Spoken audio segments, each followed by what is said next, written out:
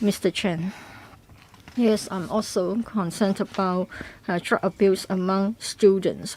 Well, as far as the central registry is concerned, law enforcement agencies, schools, etc., reported the drug abuses to them. Now, I understand that the 2020-2021 survey will soon be launched so as to find out about the number of drug abuses among students. But then probably during the current year, half of the school time is spent online. So how can you get the information? Because students are not going back to the campus. There may be an underreporting of the number of drug abuses among students. And from the admin's paper, we know that the schools are an important platform for taking on the drug problem. But then there was the Black Riots, and then teachers could only liaise with students online. So has the administration considered the new mode of learning, which is online, so as to make sure that students won't fall prey to drugs? And then in paragraph 18 of the paper, it is said that in the market we have got CBD products. It is said that it is believed that it is fine. Will the government step up the publicity so that people know the truth about the CBD products? How can you make sure that young people, as well as the general public, can tell the difference between the products containing CBD as well as cannabis itself? So let me give some responses. First, regarding the survey on students, now we are doing the survey for 2020-21, and we delegate the survey to a professional body. And just as a member has mentioned, students may not be going to school face-to-face, but the face-to-face sessions have already been resumed. So we're in close contact with the professional organization so as to obtain more information. So we would follow closely on the current situation at schools to see if we need any extension of the survey period. So we'll make sure the data that we obtain would be correct statistically and would be an accurate reflection of the actual situation. So second, about anti-drug campaigns in school. So schools remain a very important platform for our anti-drug efforts. So other than the school-based anti-drug efforts, we also have hired some organizations to provide anti-drug training to teachers and staff at schools, so that with those programs, teachers can have the skills to identify more easily drug abusers at school with students. So third, regarding the CBD problem, so cannabis contain many components, and some active components including THC. So THC has psychotropic effects and may cause psychotropic problems. And second component of cannabis is CBD. It's not psychoactive, so it's not regulated under the DDO.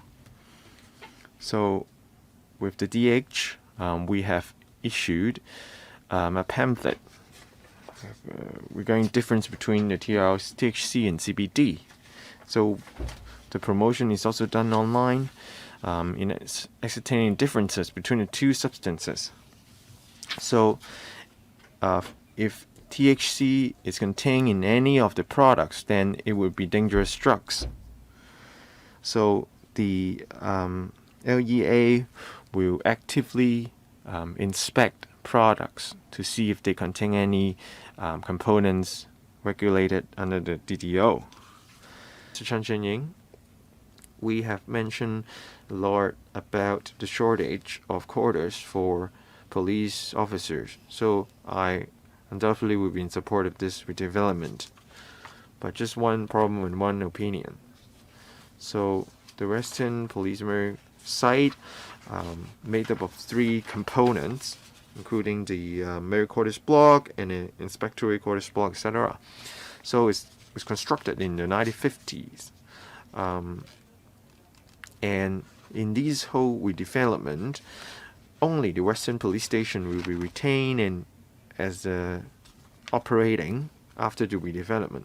So can you justify the why you maintain the operation of the Western Police Station, and even if it was built in 1950s and the surrounding buildings of the redevelopment site would be new, but the police station remain old.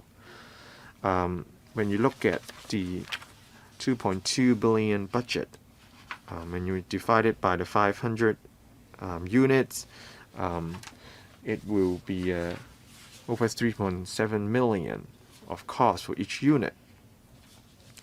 And you also have to relocate the facilities that are already there to other police regions. And also for the retaining wall, it incurs a lot of costs. So can you have a more detailed breakdown on the cost? For example, the retaining wall alone, how much does it cost, so that you can better reflect the cost for building each unit? Well, please give us the breakdown figures if you can't give us the figures offhand.